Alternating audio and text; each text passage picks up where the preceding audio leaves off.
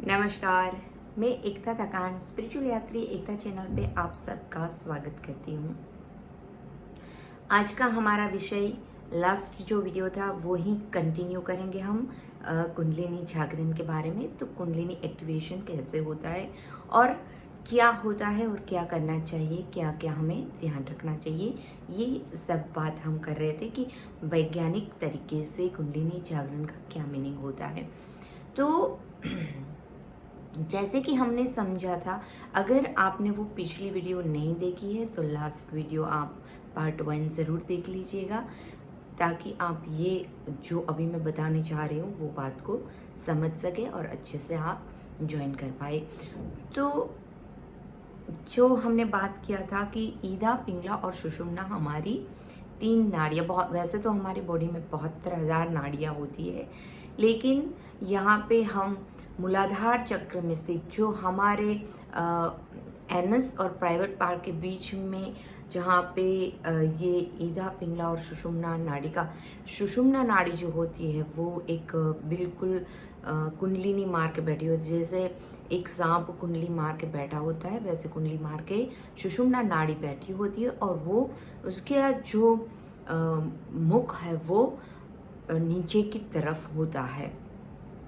तो अब ये जो सुषुम्ना नाड़ी का मुख जब ऊपर की तरफ हो जाता है तो इसे बोलते हैं कुंडलिनी का जागरण होना। तो वैज्ञानिक तरीके से हम ये देख रहे थे कि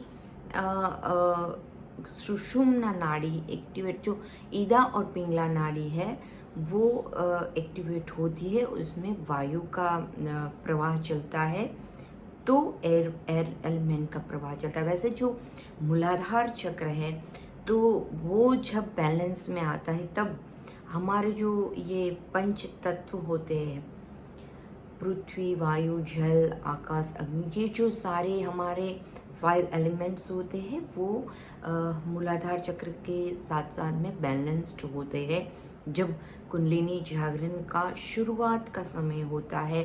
मतलब कि जब आप मेडिटेशन करने बैठते हैं, कुछ समय तक लगातार जब मेडिटेशन करते हैं, या तो कोई योग क्रिया करते हैं, कोई कुंडलिनी जागरण के लिए आप जो भी क्रिया कर रहे हैं, या शक्तिपात हो रहा है, या जो भी होता है, तब क्या होता है कि कुंडलिनी जागरण का जो बेस होता है वहाँ पे क्या होते हैं, 5 एलिमेंट्स हमारे पहले बैलेंस में आते हैं। हमारे बॉडी में जो 5 तत्व है, पांचों तत्व पहले बैलेंस में आते हैं।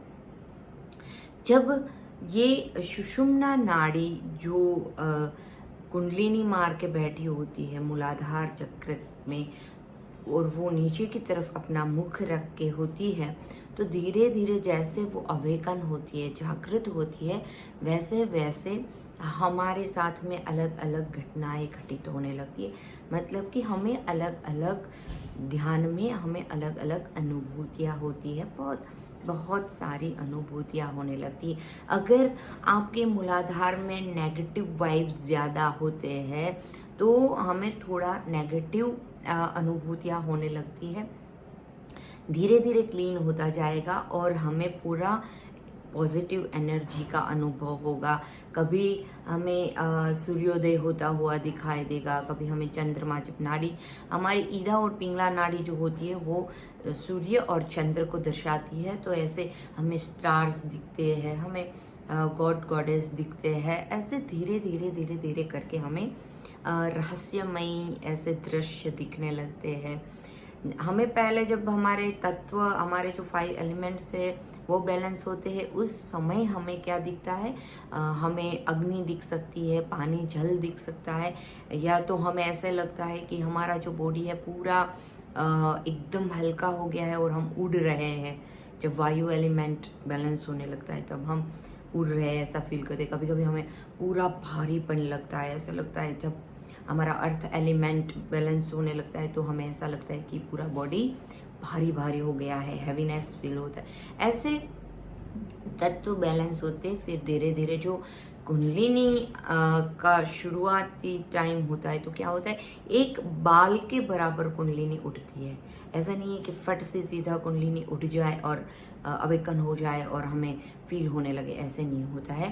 धीरे धीरे एक एक एक एक बाल के बराबर, एक कण के बराबर ही एकदम स्लोली, और ये प्रोसेस जो होता है वो स्लो जितना होगा वो अच्छी बात है, हमारे लिए अच्छा है, क्योंकि वो बैलेंस होते होते वो हम उस ऊर्जा को मेंटेन कर पाएंगे, समझ पाएंगे, अनुभूति भी कर पाएंगे।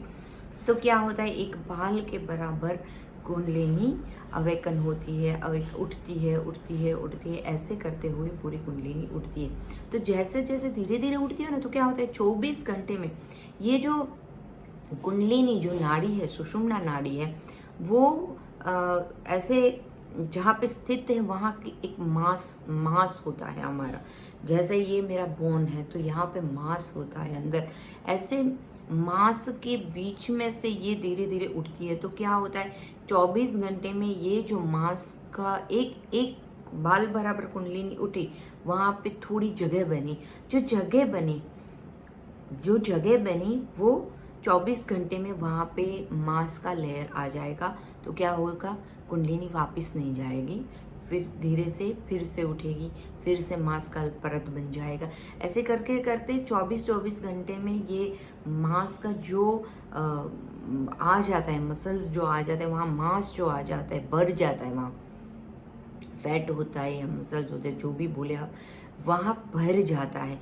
तो वहाँ खाली जगह नहीं रहती। ऐसे धीरे धीरे करते वो उठते जाती है और नीचे जो जगह बन रही है वो भरती जाती है, वहाँ मांस भर जाता है। तो क्या होता है कि धीरे धीरे कुंडली उठने से वो हम अच्छी तरह से हम ऊर्जा को समझ पाएंगे और हमारा मेंटली भी हम वो सह पाएंगे। अदरवाइज क्या होगा, कई बार ऐसे होता है कि कुंडलिनी एकदम से झट से उठ जाती है, तो क्या होता है वो जो गैप है वहाँ पे मांस अभी भरा नहीं है, जो गैप है एकदम से उठ जाएगी तो 24 घंटे में इतना मांस भर नहीं सकता है। एक बाल के बराबर ही 24 घंटे में हमारे बॉडी में मांस भर सकता है। तो ऐसे धीरे धीरे भरेगा। कोई भी घाव लगा है तो उसे कुछ दिन लगते हैं भरने में। ऐसे कुंडलिनी जब जब उठती है तो वैसे धीरे धीरे उठती है, जैसे जैसे वैसे वैसे मांस बढ़ता जाएगा। अगर एकदम से आप समझिए कि एकदम से फट से कुंडलिनी उठ गई तो वहाँ पे एक जगह बन जाएगी तो क्या होगा कि फिर से कुंडलिनी कहीं भी डाउन हो सकती है, फिर से कुंडलिनी बैठ जाएगी तो आड़ी टेढ़ी मेढ़ी कैसे भी बैठ सकती है। और जो कुंडलिनी में से जो ऊर्जा, सुषुम्ना में से जो ऊर्जा निकलने वाली है वो बॉडी के किसी भी पार्ट में जाके ब्लॉकेजेस कर सकती है। हमारे शरीर में ऐसे लोग भी हैं जिन लोगों को कुछ न कुछ नुकसानी होती है, बॉडी में हार्म पहुंचा सकती है। तो ये अच्छी बात नहीं है। इसीलिए मैं बता रही थी कि कुंडलिनी का एकदम से शक्तिपात लेके कुंडलिनी शक्ति को जगाना सही बात नहीं होता है, ये हमें ध्यान रखना है। या तो क्या होगा कि कुंडलिनी एकदम से उठ गई, एकदम से जो हमारा लिक्विड है, जो लिक्विड लास्ट वीडियो में बात करी थी हमने कि ईदा और पिंगला में वायु है और जो सुषुम्ना है वहाँ पे है लिक्विड। तो ये जो लिक्विड होता है एकदम से झट से उठ के ये यहाँ बोन में जाएगा, वहाँ से निकल के ये पूरा सहस्त्रार चक्र में हमारे ऊपर मस्तिष्क में आ जाएगा। तो मस्तिष्क उसे सहन नहीं कर पाएगा, उस ऊर्जा को, उस शक्ति को। जैसे एकदम से हल्के से इलेक्ट्रिक करंट लगना ये सह पाते हैं, थोड़ा और ज़्यादा जब कहीं पे वैसे हमारे पैर काम नहीं कर रहे, कुछ पैरों की ताकत नहीं रही, काम नहीं कर रहे, तब डॉक्टर क्या करते हैं, हल्के से हमें अर्थिंग देते, करंट देते। दिमागी अस्थिर होते हैं उन लोगों को दिमाग के लिए भी ठीक करने के लिए हमें थोड़ा सा दिमाग में करंट लगाते, तो वो हम सहन कर पाते। लेकिन एकदम से झटका दे देंगे तो अच्छा भला व्यक्ति भी पागल हो सकता है, विक्षिप्त हो सकता है। तो ये ऊर्जा इलेक्ट्रॉनिक्स की ऊर्जा होती है ना।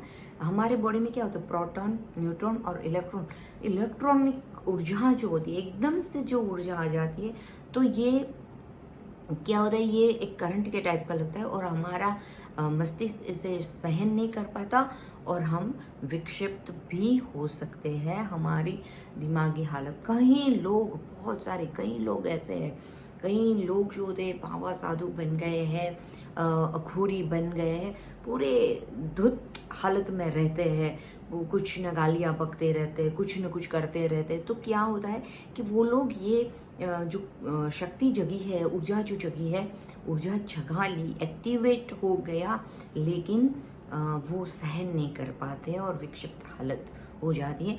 तो यहाँ पे हमें बहुत ही ध्यान रखना है।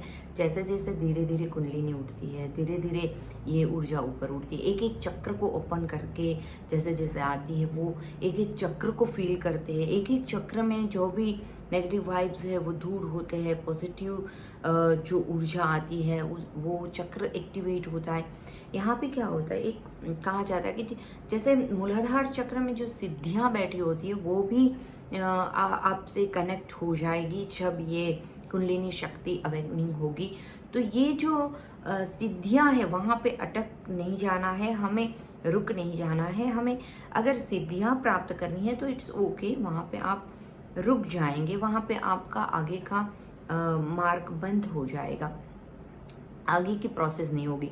लेकिन कुंडलिनी को अगर आप एक्टिवेट पूरी तरह से समझना चाहते हैं तो क्या करना है, धीरे धीरे एक एक चक्र ओपन होते हुए जैसे जैसे कुंडलिनी ओपन होती है वैसे वैसे ये हमें एक जैसे वो क्या होता है कि यहाँ पे मैंने बोला था कि एक बोन होता है जो शिवलिंग के शेप का होता है। पिछले वीडियो में हमारी ये बात हुई थी कि यहाँ पे जो बोन होता है वो शिवलिंग के शेप का होता है, और कुंडलिनी जो होती है शिवलिंग कैसे एक एक जो शक्ति की वो है उसमें शिवलिंग होता है कि शक्ति नीचे का जो पार्ट होता है वो शक्ति बोला जाता है, शक्ति है, और शिवलिंग होता है, और ऊपर फैन करके ऐसे फन लगा के कुंडलिनी लगा के ऐसे सांप बैठे होते। तो वैसे ही सेम हमारे बॉडी में होता है। यहाँ पे एक ब्रेन के नीचे एक शिवलिंग के शेप का छोटा सा हड्डी होता है हमारा। वहाँ पे जब ये ऊर्जा स्पर्श करती है, वहाँ से होते हुए वो गांठ खुल जाती है, वहाँ से होते हुए सहस्त्रार में जाता है, तब हमारे मूल जो चक्र होते हैं हमारे बॉडी में 114 चक्र होते हैं। तो 112 चक्र हमारे बॉडी में होते हैं और 2 चक्र ऊपर के होते हैं जो यूनिवर्स के साथ हमें कनेक्ट करते हैं, वहाँ हमारा कनेक्शन बन जाता है, हमारे वो 2 चक्र भी एक्टिवेट होने लगते हैं। तो क्या होता है कि बियॉन्ड बॉडी अनुभूति होती है, हमारा सूक्ष्म शरीर हमें समझ आता है, सूक्ष्म शरीर हमारा बाहर निकल सकता है, बॉडी के अंदर जा सकता है, और ये पूरा जो हम एक साक्षी भाव से देख रहे थे वो पूरा हमें समझ आ जाएगा। तो शुरुआती स्टेप्स होता है कि साक्षी भाव से देखना, मेडिटेशन ऐसे करना। तो हम पिछले वीडियो में भी बात किए थे कि मंत्र जाप से, मेडिटेशन से, योग से, प्राणायाम से, कुछ यौगिक क्रियाएं करने से या शक्तिपात से, ऐसे ध्यान के माध्यम से ऐसे हम कुंडलिनी को धीरे धीरे अवेकन कर सकते हैं। तो यहाँ पे क्या होगा कि पंच तत्व बैलेंस होते हुए जैसे कुंडलिनी एक्टिवेट, ये एक होता है कि मैंने पहले भी बताया था कि ऑटोमेटिकली कहीं कुंडलिनी किसी की अगर अवेकन हो गई है, आपने सुना भी होगा, तो वो बहुत रेयर केस में होता है। और वो क्या होता है कि आपके पिछले जन्मों के कर्म की वजह से या तो परमात्मा की कृपा और गुरु कृपा से ही होता है ये। तो हमें बिना गुरु के कुंडलिनी एक्टिवेट करने नहीं चाहिए, बिल्कुल नहीं करना चाहिए। लेकिन भक्ति मार्ग से जैसे कबीरदास जी, मीरा जी जैसे ऐसे कई सारे संत महात्मा हो गए हैं जिनका कुंडलिनी अपने आप एक्टिवेट हुआ। कैसे? तो भक्ति मार्ग से ये पॉसिबल है। ईश्वर की इतने समर्पण भाव से अगर हम भक्ति करेंगे तो धीरे धीरे अपने आप ही हमारे अंदर एक वैराग भाव आ जाएगा, संसार से हम अलिप्त होने लगेंगे, तो अहंकार भी नहीं आएगा, और अपने आप सारी जो सिद्धियां है वहाँ भी हमारा मोह नहीं जाएगा, और हम अपने आप ही भक्ति में इतने लीन रहेंगे कि अपने आप ही कुंडलिनी अवेकन हो जाएगी। तो ये है वैज्ञानिक जो हमारा फिजिकली क्या होता है, वैज्ञानिक तरीके से जो प्रोसेस होता है कुंडलिनी अवेकन का, तो ये ऐसे होता है। फिर क्या होता है कि एक होता है कि मंत्र, जहाँ बहुत सारे मंत्र क्या होते हैं, मंत्र हमारा वाइब्रेशन होता है। मंत्र, अगर आपको मंत्र के अर्थ नहीं पता है फिर भी अगर आप जप करते हैं तो ये एक वाइब्रेशन जो क्रिएट होता है, उस वाइब्रेशन की वजह से ये धीरे धीरे अवेकन, एक एक चक्र धीरे धीरे अवेकन होता है और एक एक चक्र एक्टिवेट होता है और पता चलता है। जब मेरा खुद का एक अनुभव बताऊं तो जब मेरा नेवल पॉइंट पे जहाँ पे एक समझ में आया कि अब मणिपुर चक्र एक्टिवेट हो रहा है, तो तब क्या होता था मुझे तब पता नहीं था। सच्ची बताऊं तो तब मुझे पता नहीं था, लेकिन बाद में मुझे समझ में आया कि ये क्या हो रहा था। तो ये जो नेवल पॉइंट एकदम से थक थक से एकदम से होता है, ऐसे ऐसे एकदम से एक्टिवेट होने लगता है, तो ऐसे फड़कने लगता है, हमारे बॉडी के कई पार्ट्स भी फड़कने लगते हैं। तब समझ में आया बाद में कि ये क्या हो रहा था। तो ऐसे भी होता है, एकदम से बॉडी में फड़कना महसूस होता है, यहाँ पे एकदम से ऐसे ब्लॉक हो गया हो, ऐसे हैवी हैवी लग रहा था। तो ऐसे कुछ ना कुछ हमें चक्र में जो परिवर्तन आता है, चक्र जब बैलेंस होने लगते, 5 एलिमेंट्स बैलेंस होने लगते, तब हमें अलग अलग अनुभूतियाँ होने लगती है। तो ऐसे धीरे धीरे कुंडलिनी अगर एक्टिवेट होती है तो बहुत फ़ायदा देती है, बहुत ही अच्छा रहता है हमारे लिए। और कुंडलिनी अवेकन के लिए हमारे गुरु का होना बहुत ही ज़रूरी है, क्योंकि वो हमें सही गाइडेंस देते हुए आगे ले जाएंगे। और ये अगर इस जन्म में अगर कहीं पे हम अटक गए हैं, कहीं एक चक्र में हम अटक गए, तो नेक्स्ट जब बर्थ होगा तो वहाँ से फिर से शुरू होगा। तब कई बार मैं बताई ना कि रेयर केस में ऐसा होता है कि एकदम झट से किसी की ऑटोमेटिकली कुंडली अवेकन हो जाती है, तो वो तब होती है, ऐसा होता है। तो आज के लिए बस इतना ही, नेक्स्ट वीडियो में ज़रूर मिलेंगे। धन्यवाद।